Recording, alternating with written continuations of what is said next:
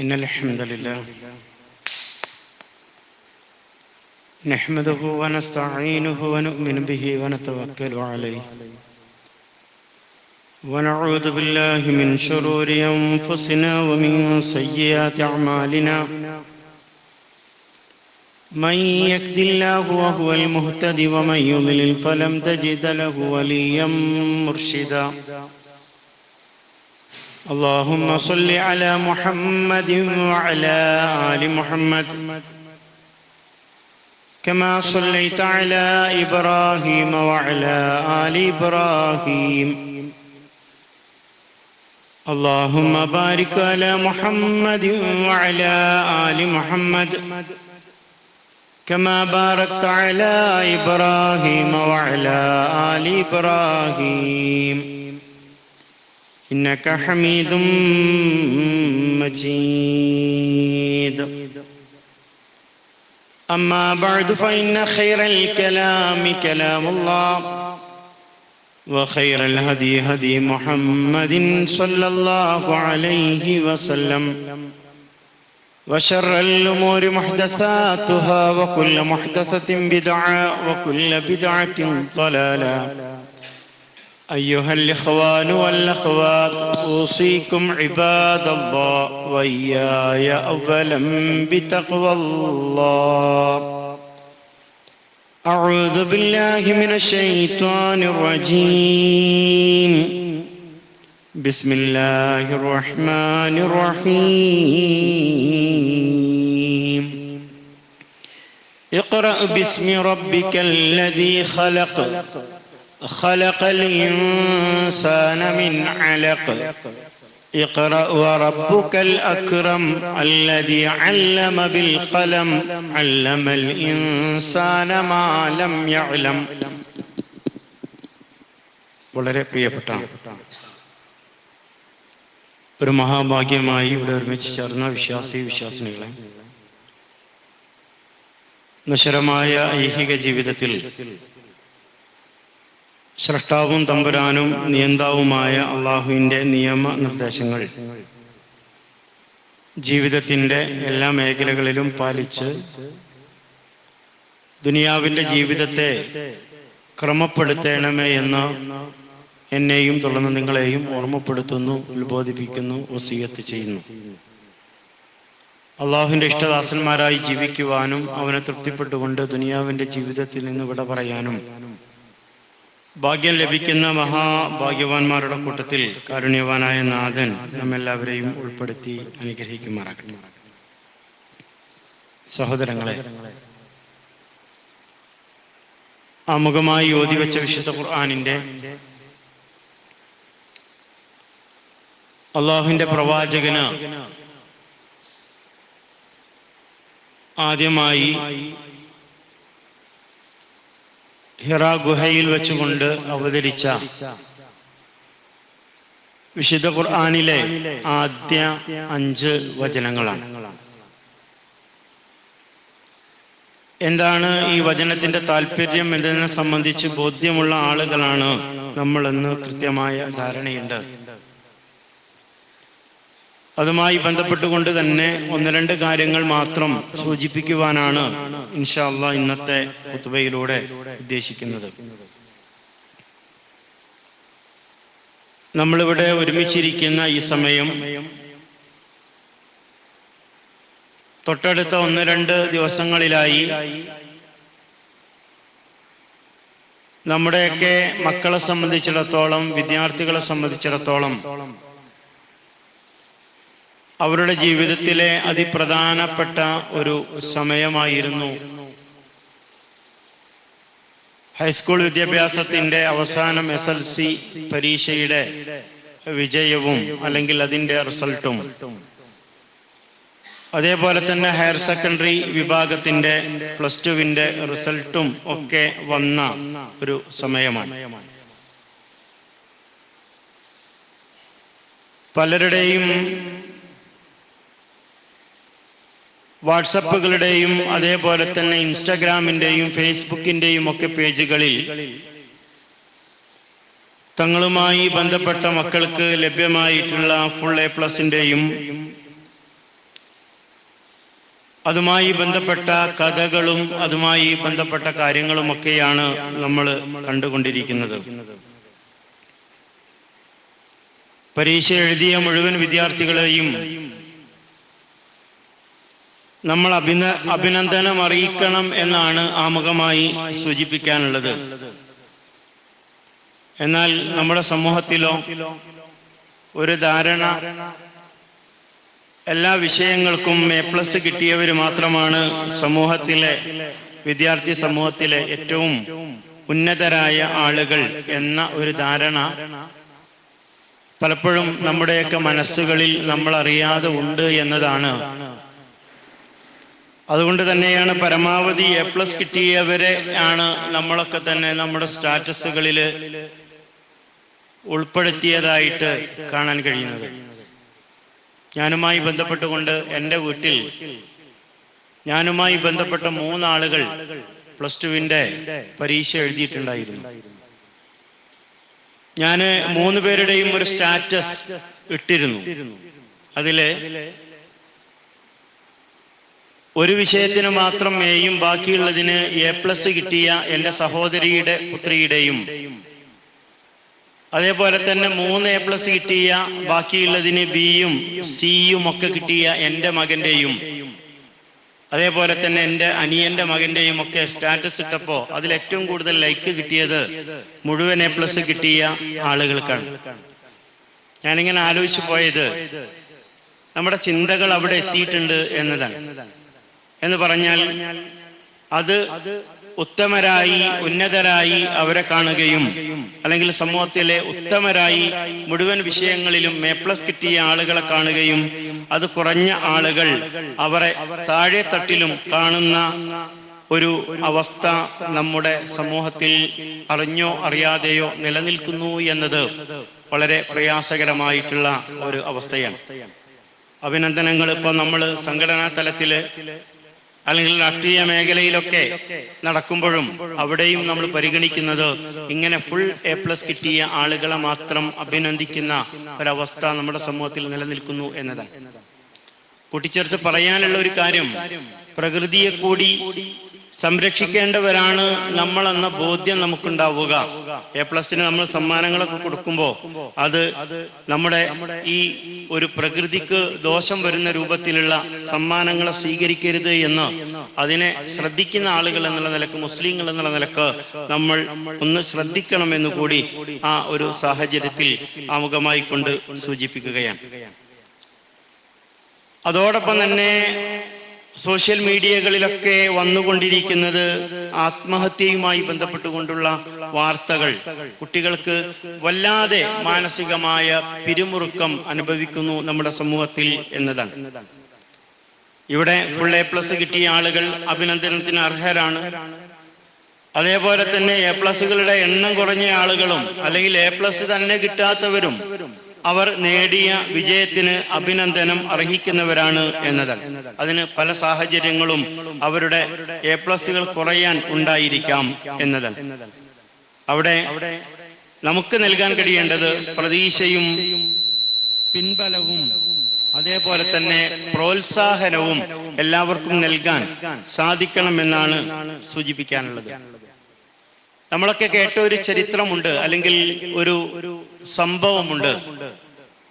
അമേരിക്കയിലെ Thomas Alva എഡിസന്റെ ഒരു പഠനവുമായി ബന്ധപ്പെട്ടുകൊണ്ട് നമ്മളൊക്കെ കേട്ടിട്ടുള്ള ഒരു ചരിത്രമാണ്. അദ്ദേഹം വളരെ കുറഞ്ഞ സമയം മാത്രമാണ് സ്കൂളിൽ വിദ്യാഭ്യാസം നേടിയിട്ടുള്ളത്. നമ്മളൊക്കെ നാട്ടിൽ പറയുന്നത് പോലെ തലതെറിച്ച ഒരു വിദ്യാർത്ഥി, അല്ലെങ്കിൽ ബുദ്ധിയില്ലാത്ത ഒരു വിദ്യാർത്ഥി. അവരുടെ ക്ലാസ്സിൽ പഠിപ്പിക്കുന്ന ടീച്ചർ ഉമ്മക്ക് അല്ലെങ്കിൽ അമ്മക്ക് ഒരു കത്തെഴുതുന്നുണ്ട്. ആ കത്തില് പറഞ്ഞത്, നാളെ മുതൽ നിങ്ങളുടെ മകനെ സ്കൂളിലേക്ക് പറഞ്ഞയക്കേണ്ടതില്ല, കാരണം അവൻ പതറിയ ബുദ്ധിയുള്ളവനാണ്, അല്ലെങ്കിൽ ഒന്നിനും കൊള്ളാത്തവനാണ് എന്ന് ആ അമ്മക്ക് ലെറ്റർ എഴുതി തോമസ് ആൽവ എഡിസന്റെ കയ്യിലാണ് കൊടുത്തയക്കുന്നത്. അദ്ദേഹം അത് അമ്മക്ക് കൊടുക്കുന്നുണ്ട്. അമ്മ അത് വായിച്ച് അമ്മയോട് ചോദിക്കുന്നുണ്ട്. എന്താണ് ചോദിക്കുന്നത്? എന്താണ് എന്റെ ടീച്ചർ നിങ്ങൾക്ക് എഴുതിയ കുറിപ്പിലുള്ളത് എന്ന് ചോദിക്കുമ്പോഴാണ് അവര് പറഞ്ഞത്, നിന്നോട് നാളെ മുതൽ സ്കൂളിലേക്ക് പോകേണ്ട, ചെല്ലേണ്ടതില്ല എന്ന് പറഞ്ഞിട്ടുണ്ട്. കാരണം നിന്നെ പഠിപ്പിക്കാനുള്ള അത്രമാത്രം ബുദ്ധി നിന്റെ ടീച്ചർക്കില്ല എന്നാണ് പറഞ്ഞിട്ടുള്ളത്. അതുകൊണ്ട് നിന്നെ ഞാനാണ് പഠിപ്പിക്കുന്നത് എന്ന് പറഞ്ഞുകൊണ്ടാണ് ആ ഉമ്മ അല്ലെങ്കിൽ അമ്മ അദ്ദേഹത്തിന്റെ പഠനത്തിനുള്ള സൗകര്യങ്ങൾ ചെയ്തു കൊടുക്കുന്നത് എന്നതാണ്. ആർ.ജി. പാർക്കർ എഴുതിയിട്ടുള്ള സ്കൂൾ ഓഫ് നാച്ചുറൽ ഫിലോസഫി എന്ന് പറയുന്ന ഒരു പുസ്തകം കൊടുത്തുകൊണ്ടാണ് തന്റെ അമ്മ അദ്ദേഹത്തെ പഠിപ്പിക്കാൻ തുടങ്ങുന്നത് എന്നതാണ്.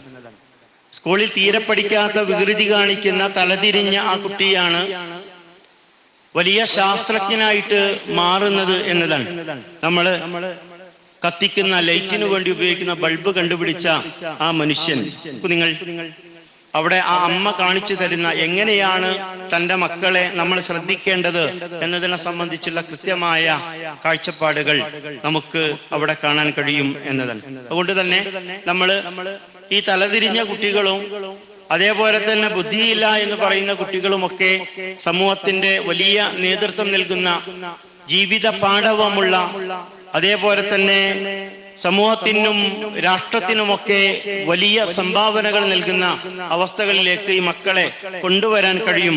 അവരൊന്നും A+ കിട്ടാത്തവരൊന്നും മോശമല്ല എന്ന കാഴ്ചപ്പാട് നമ്മുടെ സമൂഹത്തിൽ ഉണ്ടാകണം എന്നതാണ്.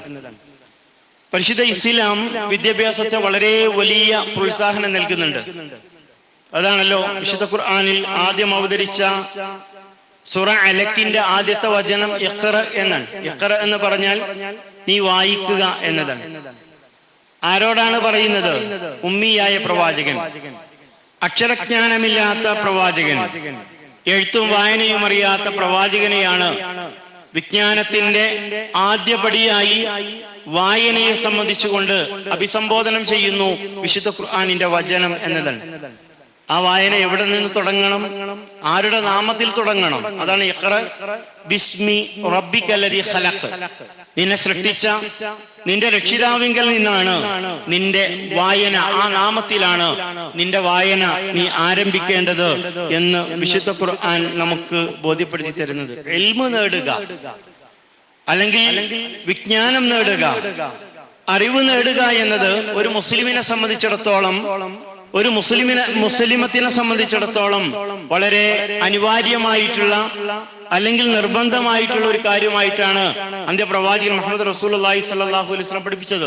തലബൽ ഇൽം ഫരീളത്തുൻ അലാ കുല്ലി മുസ്ലിമിൻ ഔ മുസ്ലിമത്തിൻ എന്നാണ് പ്രവാചകൻ പറഞ്ഞത്. തലബൽ ഇൽം, അറിവ് നേടുക, വിജ്ഞാനം അന്വേഷിക്കുക എന്നത് ഫരീളത്തുൻ അലാ കുല്ലി മുസ്ലിം, ഓരോ മുസ്ലിമിന്റെ മേലും നിർബന്ധമായിട്ടുള്ള ഒരു ബാധ്യതയാണ്, അല്ലെങ്കിൽ മുസ്ലിമത്തിന്റെ മേൽ നിർബന്ധമായിട്ടുള്ള ഒരു ബാധ്യതയായിക്കൊണ്ട് പ്രവാചകൻ സല്ലല്ലാഹു അലൈഹി വസല്ലമ പഠിപ്പിക്കുന്നുണ്ട് എന്ന്.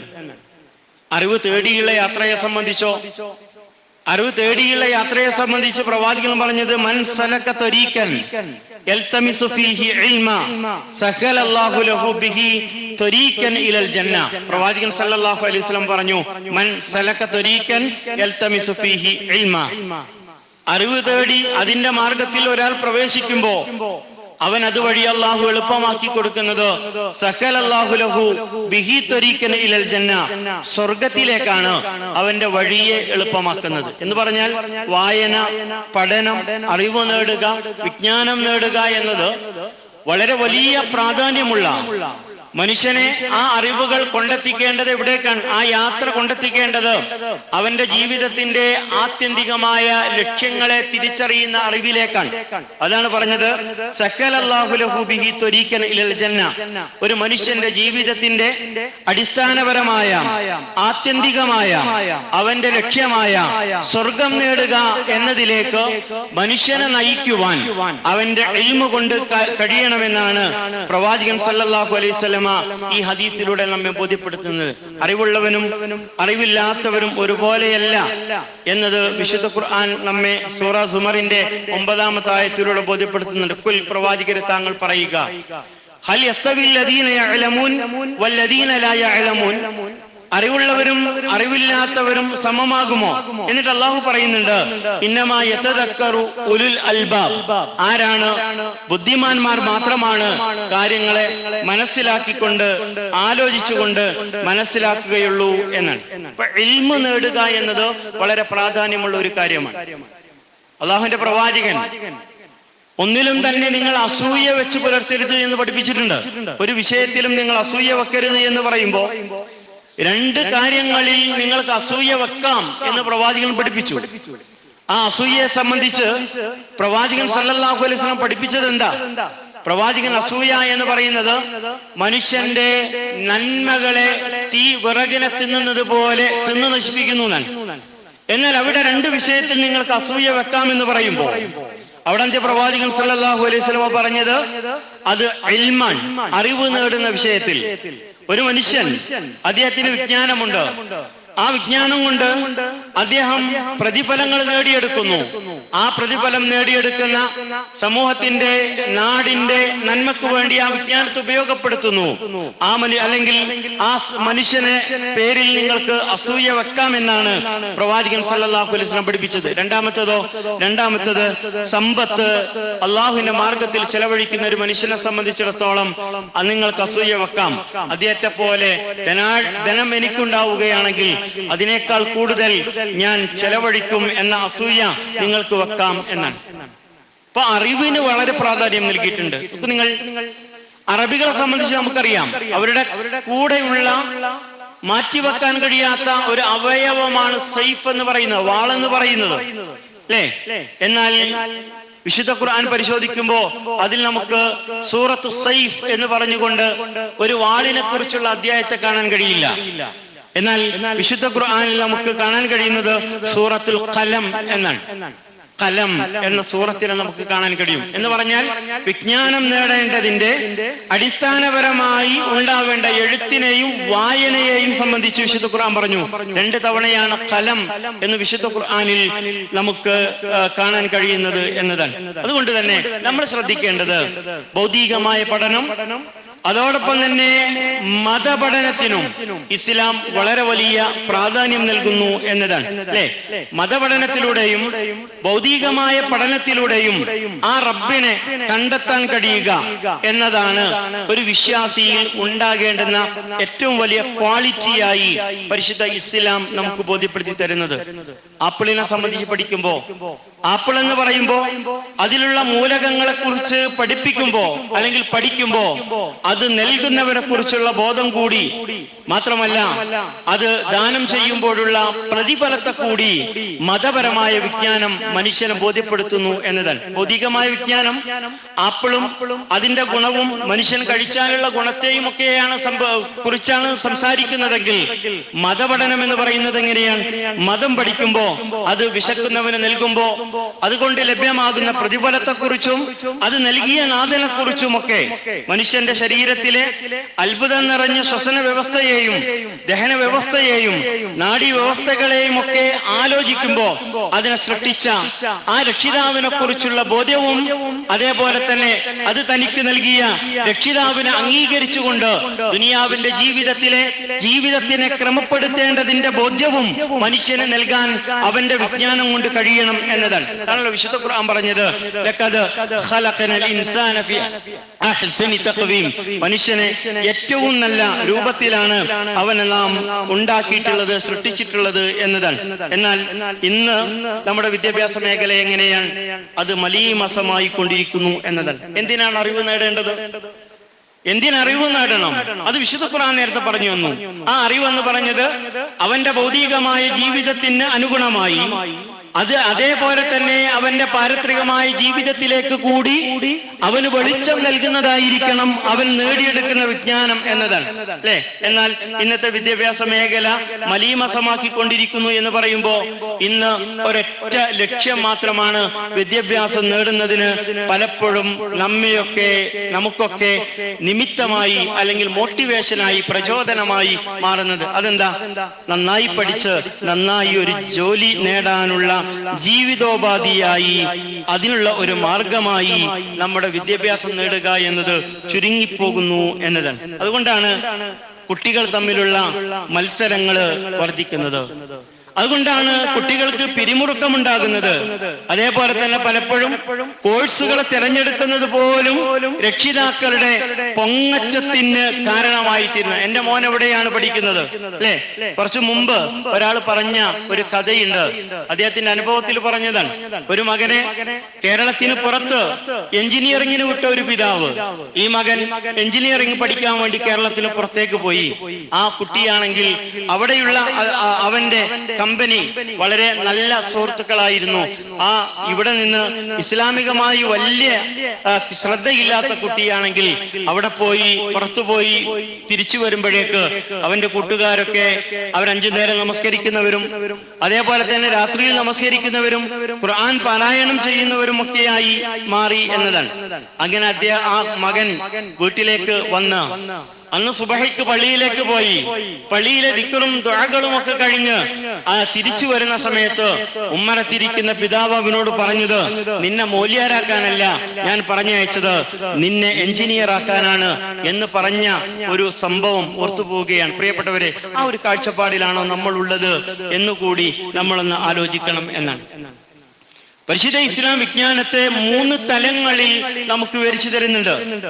വിജ്ഞാനത്തെക്കുറിച്ച് ഇസ്ലാമിന്റെ കാഴ്ചപ്പാട് 3 തരത്തിലാണ്. ഒന്ന് ഇൽമ് എന്നതാണ്. ഇൽമ് എന്ന് പറഞ്ഞാൽ അറിവ് അല്ലെങ്കിൽ ഇൻഫർമേഷൻ എന്നാണ് നമ്മളതിന് അറബി ഇംഗ്ലീഷിൽ പറയാൻ കഴിയുക. ഇൻഫർമേഷൻ ആണ് ഇൽമ് എന്ന് പറയുമ്പോ. എന്ന് പറഞ്ഞാൽ അത് കാണാതെ പഠിച്ചാൽ കിട്ടുന്നതാണ്. ഇപ്പോ വെള്ളത്തെക്കുറിച്ച് ചോദ്യത്തിന് അതിന്റെ രാസനാമത്തെക്കുറിച്ചോ അല്ലെങ്കിൽ അതിന്റെ സൂത്രത്തെക്കുറിച്ച് ചോദിക്കുമ്പോ നമുക്ക് H2O എന്ന് എഴുതിയാൽ അതിന് ഫുൾ മാർക്ക് കിട്ടും. അത് ഇൽമാണ്. H2O അല്ലെ? അല്ലെങ്കിൽ കണക്കിൽ അതിലൊക്കെ തന്നെ ചില സൂത്രവാക്യങ്ങൾ പഠിച്ചാൽ അത് വെച്ചുകൊണ്ട് നമുക്ക് ചെയ്യാൻ കഴിയും. അല്ലെങ്കിൽ അത് ചോദിച്ചാൽ അതിനുത്തരം നമുക്ക് എഴുതാൻ കഴിയും. അതിന് ഇൻഫർമേഷൻ അല്ലെങ്കിൽ കാണാതെ പഠിക്കാൻ കഴിവുള്ള കുട്ടികൾക്ക് മുഴുവൻ വിഷയങ്ങളിലും സയൻസിലോ അല്ലെങ്കിൽ മാത്സിലോ അല്ലാത്ത വിഷയങ്ങളിലൊക്കെ അവർക്ക് പലപ്പോഴും കാണാതെ പഠിക്കാനുള്ള കഴിവുണ്ടായാൽ അവന് എല്ലാറ്റിനും A+ നേടാൻ കഴിയും അല്ലെ? അതൊരു ഇൽമാണ്. ഫുൾ A+ കിട്ടാൻ വല്ല പുസ്തകമോ അല്ലെങ്കിൽ ഗൈഡോ ഒക്കെ കാണാതെ പഠിച്ചാൽ നമുക്ക് കിട്ടും എന്നാണ്. അതിന് വിപരീതമായി നിൽക്കുന്നത് സയൻസ് പോലെയുള്ള ഗണിതം പോലെയുള്ള വിഷയങ്ങളാണ്. അതൊരു ഇൽമാണ്. രണ്ടാമത്തെ തലം എന്ന് പറയുന്നത് മഅരിഫത്താണ്. പരിശുദ്ധ ഇസ്ലാം മുന്നോട്ട് വെക്കുന്ന അറിവെന്ന് പറഞ്ഞത് മഅരിഫത്താണ്. മഅരിഫത്ത് എന്ന് പറഞ്ഞാൽ ഒരു കാര്യത്തെക്കുറിച്ച് ആഴത്തിലും പരപ്പിലും പഠിക്കുക എന്നതാണ്. ഇതാണ് ഇസ്ലാം ഏറ്റവും നന്നായി പ്രോത്സാഹിപ്പിക്കുന്ന ഒരു വിഷയം എന്ന് പറഞ്ഞത്. ഇപ്പൊ H2O എന്ന് പറയുമ്പോ അവിടെ 2 ഹൈഡ്രജൻ ആറ്റവും 1 ഓക്സിജൻ ആറ്റവും കൂടിച്ചേർന്നാലാണ് വെള്ളമുണ്ടാവുക എന്ന അറിവ്. അതാണ് മഅരിഫത്ത് എന്ന് പറയുന്നത്. ആ മഅരിഫത്ത് ഉണ്ടാകുമ്പോഴാണ് മൂന്നാമത്തെ ഇൽമിന്റെ തലമായ ബസീറ എന്ന് പറയുന്ന ഒരു തലത്തിലേക്ക് എത്തിച്ചേരുക. പരിശുദ്ധ ഇസ്ലാം മുന്നോട്ട് വെക്കുന്ന വിശുദ്ധ ഖുർആൻ പറയുന്ന മൂന്നാമത്തെ പഠനത്തിന്റെ തലം എന്ന് പറയുന്നത് ബസീറത്താണ്. ബസീറത്ത് എന്ന് പറഞ്ഞാൽ എന്താ? അത് ഉൾക്കാഴ്ചയുടെ അല്ലെങ്കിൽ ഏറ്റവും ഉയർന്ന വിജ്ഞാനത്തിന്റെ തലം. അതാണ് ബസീറത്ത് എന്ന് പറഞ്ഞത്. H2O എന്ന് കാണാതെ പഠിക്കുന്ന കുട്ടി, അതേപോലെ തന്നെ H2O എന്ന് പറയുന്നതിന്റെ അതിന്റെ കണ്ടന്റ് മനസ്സിലാക്കുന്ന കുട്ടി. എന്നാൽ H2O എന്ന് പഠിക്കുമ്പോ ആ ഹൈഡ്രജൻ ആറ്റത്തെയും ഓക്സിജൻ ആറ്റത്തെയും നമ്മൾ കൂട്ടിക്കലർത്തിയാൽ വെള്ളമാക്കാൻ കഴിയില്ല എന്ന തിരിച്ചറിവും അതോടൊപ്പം തന്നെ അത് വെള്ളമാക്കി പരിവർത്തിപ്പിക്കുന്നവൻ കാരുണ്യവാനായ നാഥനാണ് എന്ന തിരിച്ചറിവും അതോടൊപ്പം തന്നെ ആ വെള്ളത്തെ ഞാൻ എങ്ങനെ ഉപയോഗപ്പെടുത്തണം, എന്റെ സമൂഹത്തിൽ എങ്ങനെ കൈകാര്യം ചെയ്യണം എന്ന ഒരു തിരിച്ചറിവും. ഇതാണ് ബസീറ എന്ന് പറയുന്നത്. ഇപ്പൊ ഇൽമും മഅരിഫത്തും അതിന്റെ മുകളിൽ നിൽക്കുന്നതാണ് ബസീറത്ത് എന്ന് പറയുന്നത്. ബസീറത്ത് എന്ന് പറയുന്നത് ഉൾക്കാഴ്ചയാണ്. ഇതാരാണ് നൽകിയത്? ഇതെങ്ങനെയാണ് ഞാൻ ഉപയോഗിക്കേണ്ടത്? അങ്ങനെയാണല്ലോ ഇന്നത്തെ നമ്മുടെ യുവ തലമുറക്ക്, വിദ്യാർത്ഥി സമൂഹത്തിന് ഇല്ലാതെ പോയത് അതാണ് എന്ന് കൃത്യമായി നമ്മൾ മനസ്സിലാക്കേണ്ടതുണ്ട്. അപ്പൊ കുട്ടികളെ ബസീറത്തിലേക്ക് എത്തിക്കാവുന്ന തലത്തിലേക്ക് അവർക്ക് മതപരമായ വിജ്ഞാനം കൂടി അതിന്റെ കൂടെ നൽകുമ്പോഴാണ് ആ ഒരു തലത്തിൽ എത്തുക എന്ന് പറയുന്നത്. അതുകൊണ്ടാണല്ലോ അന്ത്യപ്രവാചകൻ സല്ലല്ലാഹു അലൈഹി വസല്ലമ പറഞ്ഞത്, എന്റെ ജീവിതത്തിൽ ഉപകാരമില്ലാത്ത വിജ്ഞാനത്തെ എനിക്ക് നൽകരുത് എന്നാണ്. അല്ലാഹുമ്മ ഇന്നി അഊദു ബിക മിൻ ഇൽമിൻ ലാ യൻഫഅ. അല്ലാഹുവേ, ഞാൻ നിന്നോട് അഭയം തേടുന്നുണ്ട്. എന്തിൽ നിന്നാണ് ശരണം തേടുന്നത്? ബിഇൽമിൻ, അറിവിൽ നിന്നാണ്. ആ അറിവിന്റെ പ്രത്യേകത എന്താണ്? മിൻ ഇൽമിൻ ലാ യൻഫഅ, ഉപകാരപ്രദമല്ലാത്ത അറിവ് അത് എനിക്ക് ആവശ്യമില്ല എന്ന് പ്രവാചകൻ സല്ലല്ലാഹു അലൈഹി വസല്ലം പഠിപ്പിക്കുന്നത്. എന്ന് പറഞ്ഞാൽ പ്രാർത്ഥിക്കുന്നത്. നമ്മളും ഉണ്ടാവേണ്ട ഒരു തലം എന്ന് പറഞ്ഞത് അതാണ്. നമ്മുടെ ജീവിതത്തിൽ നമ്മുടെ സമൂഹത്തിന് ഉപകാരപ്പെടുന്ന, അതേപോലെ തന്നെ നമ്മുടെ നാടിന് ഉപകാരപ്പെടുന്ന, നമുക്ക് ഉപകാരപ്പെടുന്ന, നമ്മുടെ പരലോകത്തേക്ക് ഉപകാരപ്പെടുന്ന വിജ്ഞാനമായിരിക്കണം നമ്മൾ അള്ളാഹുവോട് തേടേണ്ടത്. അതിനാണ് കൃത്യമായും നമ്മൾ ശ്രദ്ധിക്കേണ്ടത് എന്നാണ് എന്റെ പ്രിയപ്പെട്ട രക്ഷിതാക്കളോട് ഓർമ്മപ്പെടുത്താനുള്ളത്. ഒരു കുട്ടിയെ സംബന്ധിച്ചിടത്തോളം അവന് എല്ലാ വിഷയത്തിലും A+ കിട്ടി. എന്തൊക്കെ അവൻ പഠിച്ചു? കെമിസ്ട്രി പഠിച്ചിട്ടുണ്ട്, മാത്സ് പഠിച്ചിട്ടുണ്ട്, ബുദ്ധിമുട്ടുള്ള ചരിത്രം, ഹിസ്റ്ററി പോലെയുള്ള കുറെ സംഗതികൾ അവൻ പഠിച്ചിട്ടുണ്ട്. എന്നാൽ അവന്റെ ആ ഇൽമു കൊണ്ട് അവന്റെ കുടുംബത്തിനോ അവന്റെ സമൂഹത്തിനോ അല്ലെങ്കിൽ അവന് തന്നെയോ പാരത്രികമായും അതേപോലെ തന്നെ ഭൗതികവുമായ ജീവിതത്തിന് ഉപകാരപ്രദമല്ലെങ്കിൽ അവന്റെ A+ കൊണ്ട് യാതൊരു ഗുണവുമില്ല എന്നതാണ്.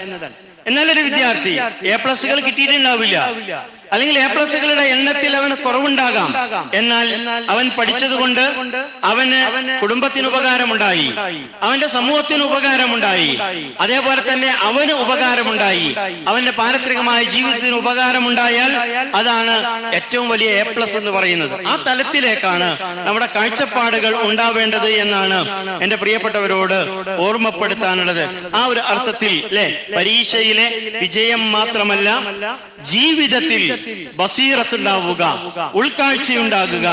അതേപോലെ തന്നെ നമ്മുടെ മക്കളെ നമ്മൾ പുതിയ കോഴ്സുകളിലേക്ക് പറഞ്ഞേക്കുമ്പോ ആ ബസീറത്ത് കൂടി ഉണ്ടാകാൻ കഴിയാവുന്ന സാഹചര്യങ്ങളുള്ള കോളേജുകളും അതുപോലെ തന്നെ കോഴ്സുകളും ഒക്കെ തിരഞ്ഞെടുക്കുവാനുള്ള ശ്രദ്ധ കൂടി ഉണ്ടാകണം എന്നതാണ് എന്റെ പ്രിയപ്പെട്ടവരോട് ഓർമ്മപ്പെടുത്താനുള്ളത്.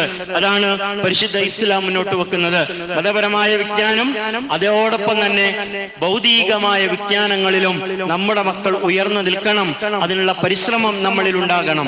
മാത്രമല്ല, ഈ ഒരു സമയത്ത് മഹൽ അടിസ്ഥാനത്തിൽ നമ്മൾ നിർവഹിക്കേണ്ട കാര്യങ്ങൾ എന്താ?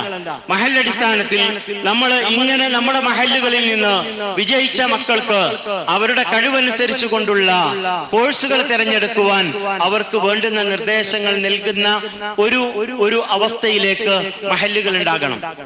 രക്ഷിതാക്കളെ വിളിച്ച്, കുട്ടികളെ വിളിച്ച് ബോധവൽക്കരണം നടത്തി അവർക്ക് ഏതെല്ലാം കോഴ്സുകളാണ് അവരുടെ ദുനിയാവിന്റെയും പാരത്രികമായ ജീവിതത്തിന് ഉപകാരപ്പെടുന്നത് എന്ന രൂപത്തിലേക്ക് അവരുടെ ശ്രദ്ധ കൊണ്ടുപോകുവാൻ, അവരുടെ വിജ്ഞാനത്തെ കൃത്യമായും ആ ഒരു മാർഗത്തിലേക്ക് വഴിതിരിച്ചു വിടാനുള്ള ശ്രമം ഉണ്ടാവേണ്ടത് മഹല്ലുകളിൽ ആണ് എന്നതാണ്. മഹല്ലുകൾ എന്ന് പറഞ്ഞാൽ ഞാൻ എപ്പോഴും പറയാറുള്ളത് പോലെ നിസ്കാരത്തിന് ഒരു ഇമാമിനെ നിർത്തുകയോ, അതല്ലെങ്കിൽ ഖുതുബക്ക് ഒരാൾ ഏൽപ്പിക്കുകയോ, അതല്ലെങ്കിൽ തറാവീഹിന് ഒരാൾ ഏൽപ്പിക്കുകയോ, സക്കാത്തും ഫിത്ർ സക്കാത്തും പിരിച്ചു നൽകുകയോ ചെയ്യുക എന്നതല്ല.